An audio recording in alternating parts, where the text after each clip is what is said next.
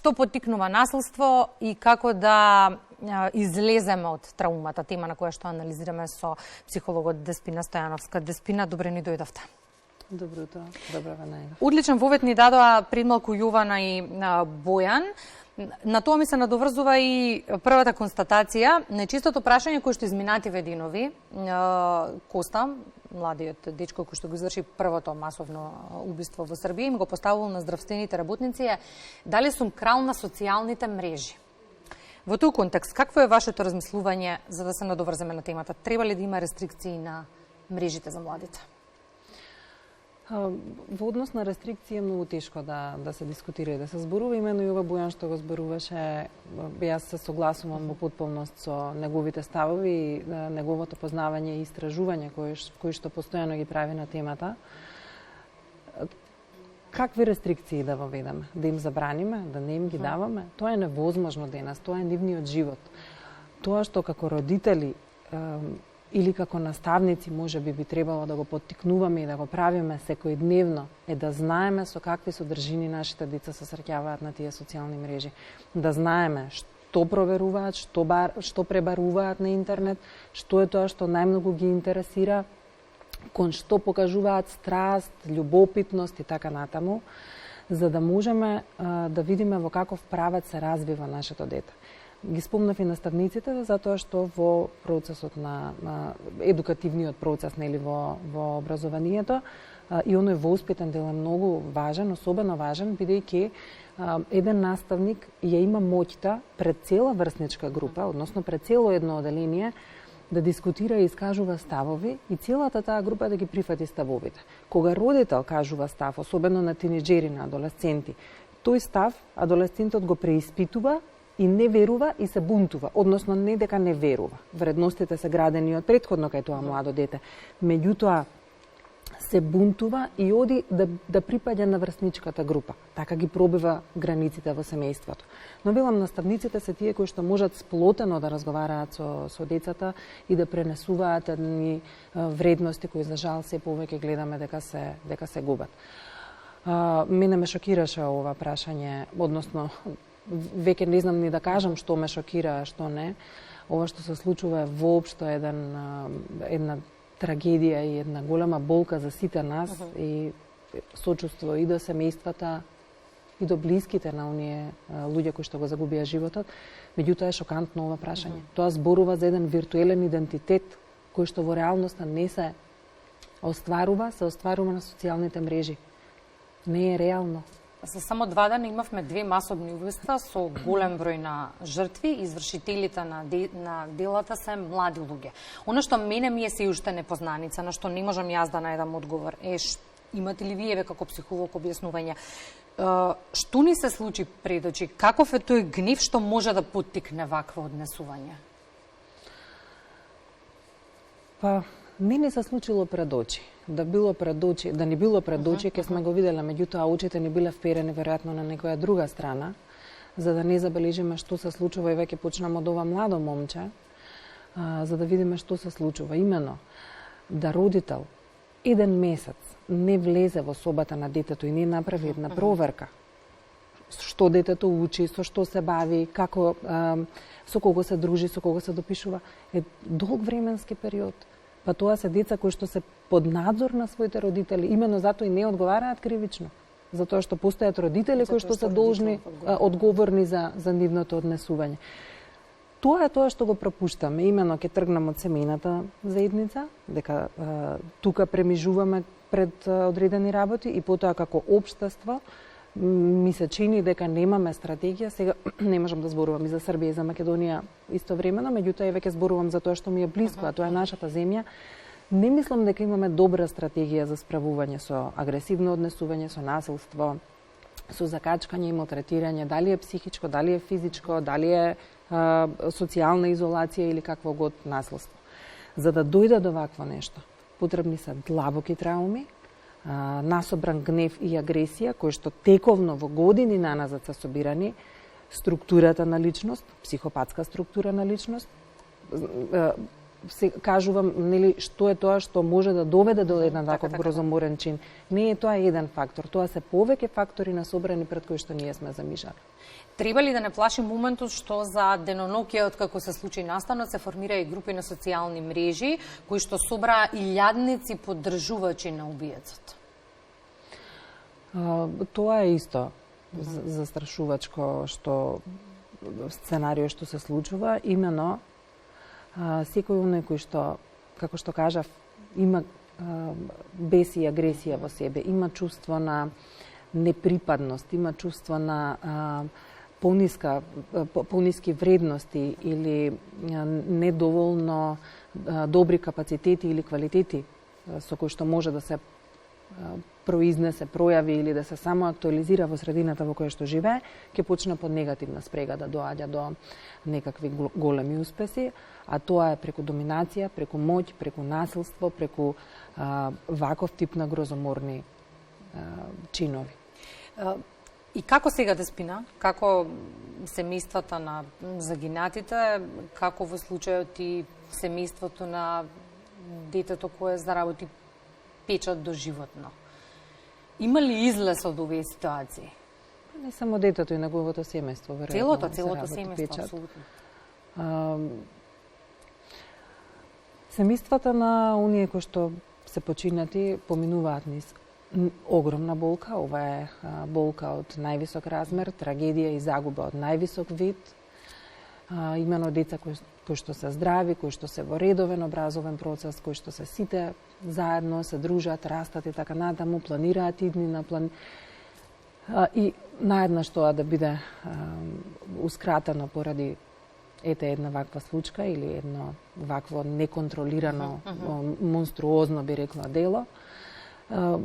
Остануваат во болка, остануваат во тага, не мислам дека постои утеха и надминување на болката. Тие луѓе ќе научат да живеат во животот понатаму со ова искуство, меѓутоа е навистина различен живот.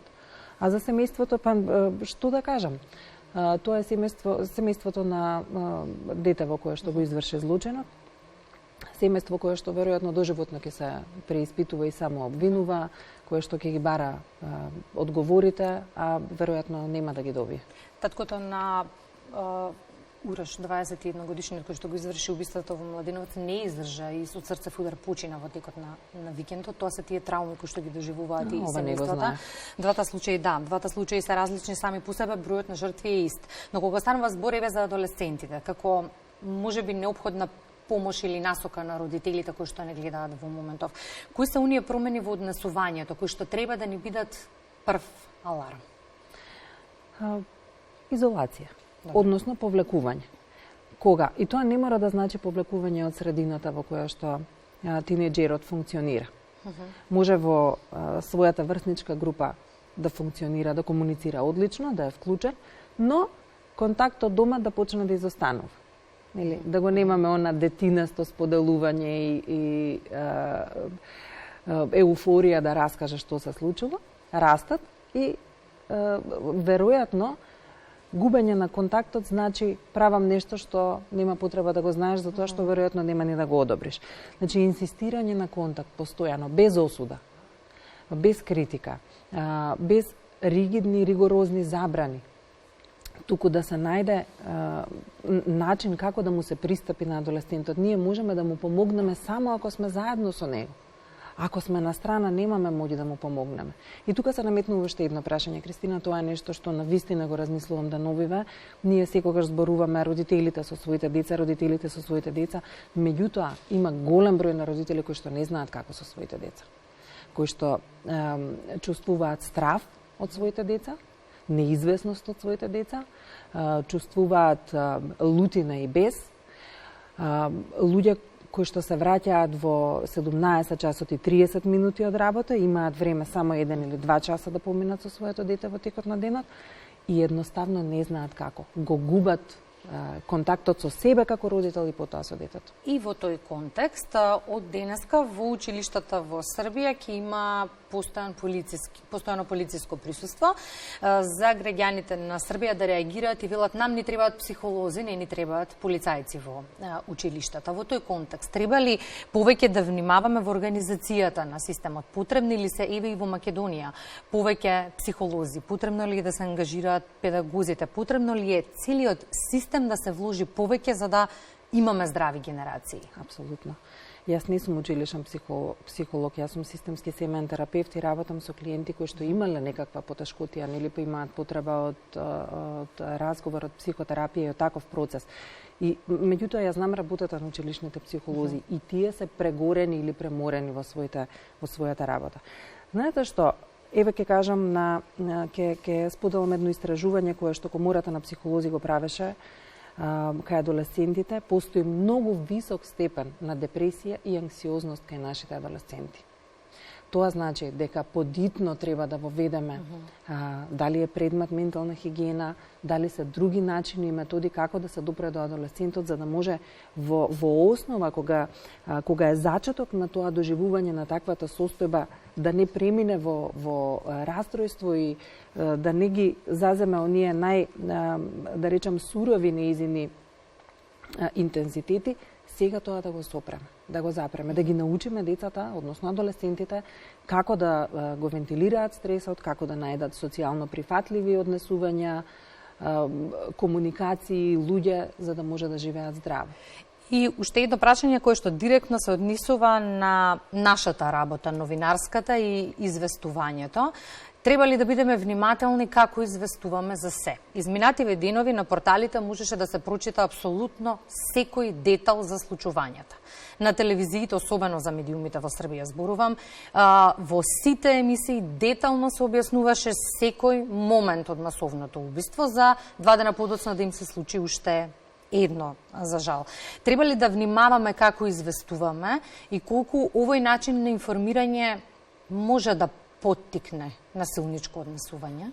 Новинарите од една страна, медиумите, меѓутоа и социјалните мрежи од друга страна, апсолутно е потребна внимателност. Знаете, терминолошки гледано, еден погрешно кажан збор може да остави голем белег.